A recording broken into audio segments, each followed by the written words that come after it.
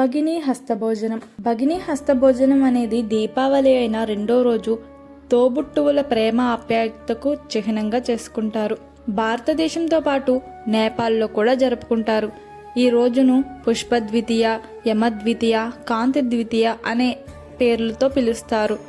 భయ్యా దూజీ అనే పేరుతో ఉత్తర భారతదేశంలో బాగా ప్రాచుర్యం పొందిన భగినీ హస్తభోజనం సోదరుని క్షేమానికి సంబంధించింది.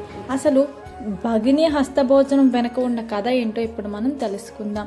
సూర్యునికి ఒక కుమారుడు, ఒక కుమార్తె. వారి పేర్లు యమధర్మరాజు, అమ్మాయి పేరు యమున.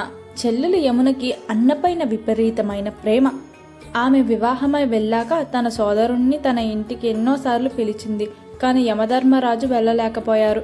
చివరికి ఒకసారి కార్తీక మాస విధియ రోజున సోదరుడు వచ్చాడని యమున సంతోషంతో పిండి వంటలతో భోజనం పెట్టింది. చాలా రోజుల తర్వాత సోదరులు కలుసుకోవడంతో ఇరువురు చాలా సంతోషించారు. ఆ సంతోషంలో యమధర్మరాజు యమునని ఏదైనా వరం కోరుకోమంటారు. ఆమె ఈ కార్తీక శుద్ధ విధియ నాడు లోకంలో ఎక్కడైనా సరే తన సోదరి ఇంటికి వెళ్ళి భోజనం చేసిన సోదరుకి ఆయురారోగ్యాలు ప్రసాదించమని అడిగింది.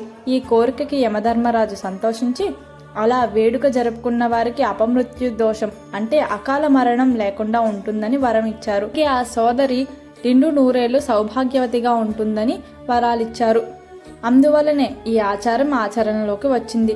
యమునకు యముడికి గల ఈ అపురూప అనురాగ బంధమే యమద్వితీయ పేరు పర్వదినంగా ప్రఖ్యాతి పొందింది. సోదర చేతి వంట కాబట్టి భగినీ హస్తభోజనంగా ప్రాచుర్యంలోకి వచ్చింది.